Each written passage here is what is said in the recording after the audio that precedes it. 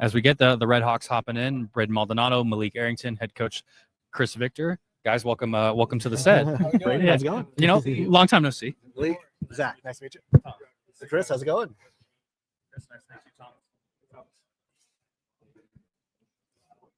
All right. So getting the Seattle U Redhawks in here for their first WCC Media Day. How's the day been so far? And obviously, like kind of like right toward the end of the day. So how you doing? Like, you still there, or is it starting to fade a little bit? No, I'm loving it. I'm loving it. It's been great. It's the first time experiencing something like this, so it's been a lot of fun. Yeah, going off that, I mean, it's been a long day, getting hungry, you know, but I've been enjoying it. It's been a lot of fun. That might actually be the first question of like is the first task going to find dinner right after this, and where is it going to be? Something at the airport. Yeah, overpriced expense.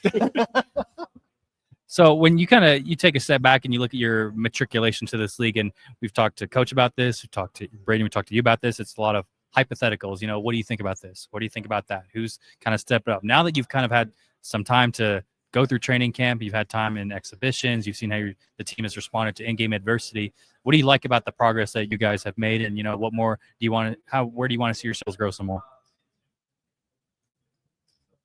Yeah, I think we have a long way to go still. But if you look at if you would have kind of watch a practice, our first official practice in September, and you come this past week, I think you see a lot of growth.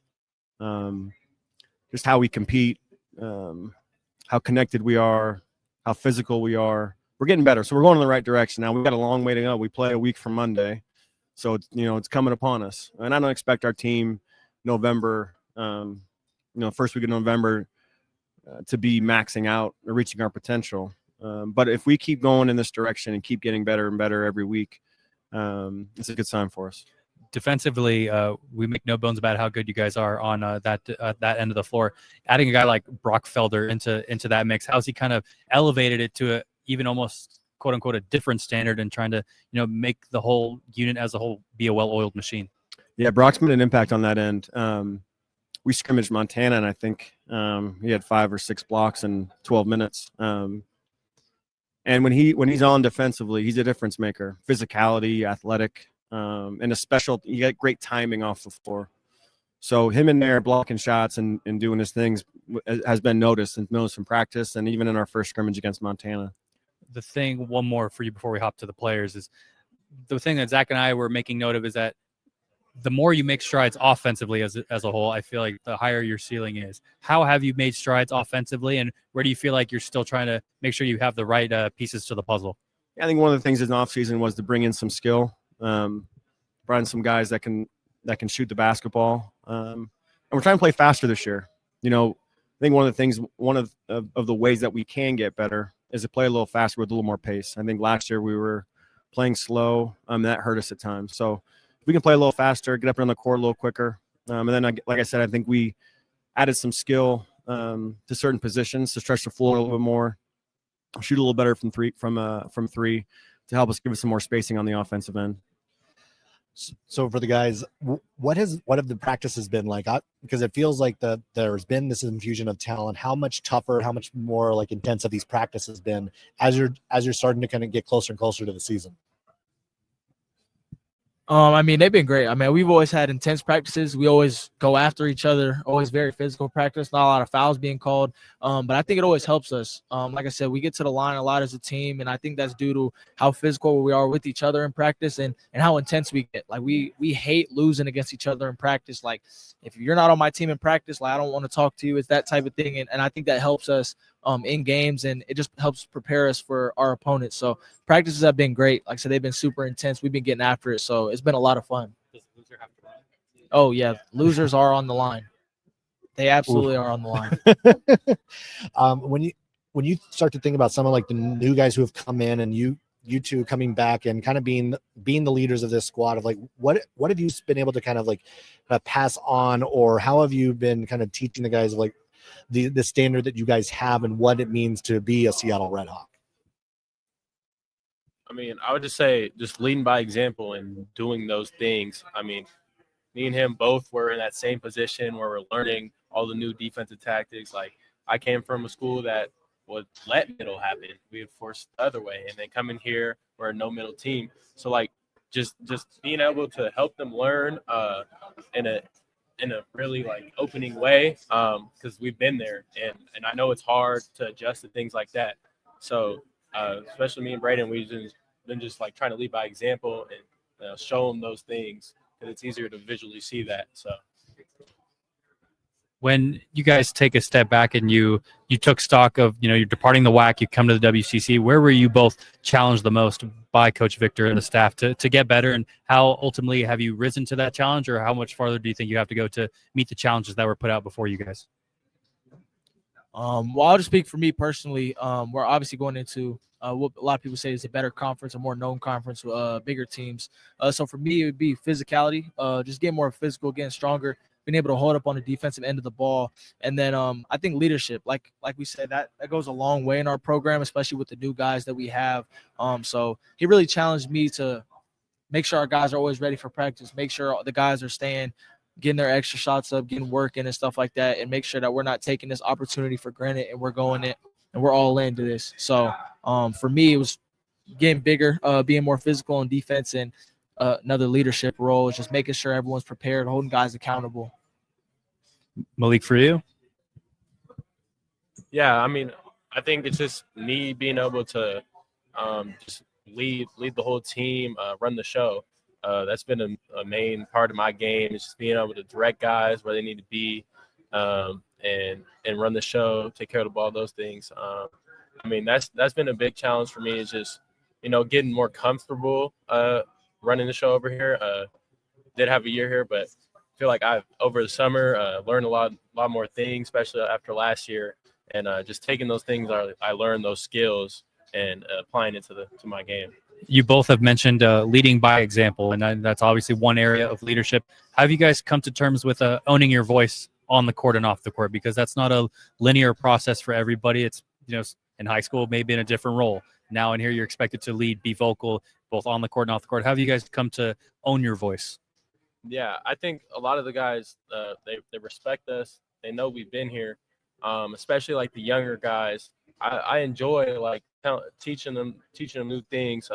We had a freshman last year, Ray. He's we call him Lil Ray. He's our younger guy. So like being able to like coach, and like, he asked me questions, and I enjoy like being able to share my knowledge of the game with, guys like that. And then obviously the new guys who are trying to learn things. I enjoy doing it. And I would say, just to add, I think the confidence that Coach has instilled in us and kind of given us that, like, go ahead and, speak your voice, like, let people know, hold them accountable, and he got our back 100%. So I think without, him, kind of coming in and telling them, like, I want you guys to lead, I want you guys to be vocal about it, I think that always helps. And then us just being positive with the guys, because mistakes are going to happen, especially in a new program, stuff like that. We're just a super positive team. We're on to the next, and we believe in our guys. So I think just spreading the positivity and instilling confidence in our guys, as well as our coach instilling confidence in us, helps us lead, helps us be a better team. Coach, they have talked about Brock. They've mentioned Ray. Like, who are some of the guys that maybe we haven't given enough credit to right now that are going to showcase themselves and we're going to get to know over the course of this year? Yeah, Austin Marr is a transfer from Grand Canyon. Kind of like a similar situation to June. He was only there for 1 year, but didn't have the role that he was hoping for. I think he's going to make an impact for us. Will Hombroyd's going to be a redshirt sophomore, so this will be his third year in the program. Had some big moments as a freshman and played an important role for us, and I think he's gotten a lot better. And I'm excited to see the jump that he makes his sophomore year. I mentioned JoJo Murphy coming from Chico State's Division II guard, transferring in for one more year. So there's a lot of guys that can make impacts for us. I think this is a team that may be a little bit deeper than we've had in the past, with some weapons. John Christopoulos going into his third year with us. So I think there's a lot of guys in this that are either didn't have the experience that they were hoping for and the role that they're hoping for, and they're going to get the opportunity here in Seattle. And then a lot of guys that are returning, and I think you're going to see some improvements.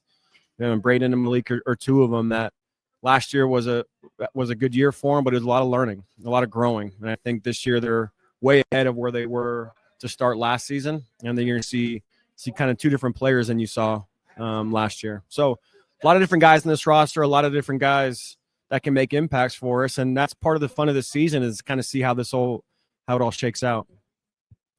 Yeah, and all right, and a couple quick ones to wrap it up. Like, all right, so in the locker room, who's in charge of the aux? Who's in charge of the music? I'd say Braden. He has good taste.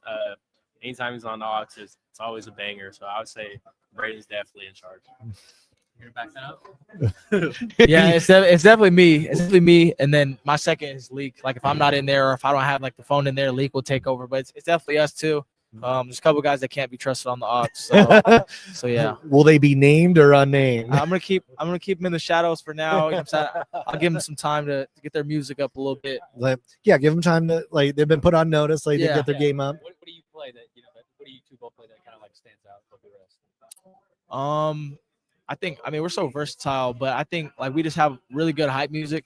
We're in tune to a lot of the new music, tune to a lot of the old music, and we have a good feel of like what everybody vibes to and can bump their head to. So I think that's the good thing between us. And we live together, so we listen to a lot of the same music anyway. So yeah. All right, and then last one, like who is maybe it's a little early, but who's kind of like the class clown? Who's like the who fits that role on the team? It's like accidentally Ray. Accidentally, please. Yeah, I mean, man, God bless him, man. But Ray, he's like zones out in practice, and then like he'll get called on, and he'll just have like a blank stare on his face, and everyone like he can't even get mad. You just start laughing, like, Ray, are you here? He's like, huh? It's like, Ray, where are we supposed to be? He's like, I don't know, and we're all just like, oh, Ray. But it's definitely Ray, man. He lightens up our practices, whether he means to or not. It's definitely Ray. Can you confirm this? I'm not killing my guy Ray like that. He's had some growing pains, Ray. But yeah, I don't know. Other than Ray, I don't know who that would be. Yeah. No. All right. Well, we'll let you guys get out of here. Head back to Seattle. Get on that flight tonight. So thanks a lot for hopping on. Seattle Redhawks, like a team, we're both bullish on. We think we have probably pretty high expectations of you guys. Like, so we're on the bandwagon for you guys this season. Good luck this year, and we'll definitely catch up as the season rolls along. Thanks, guys. Appreciate it. Thanks for having us on. Good to see you both.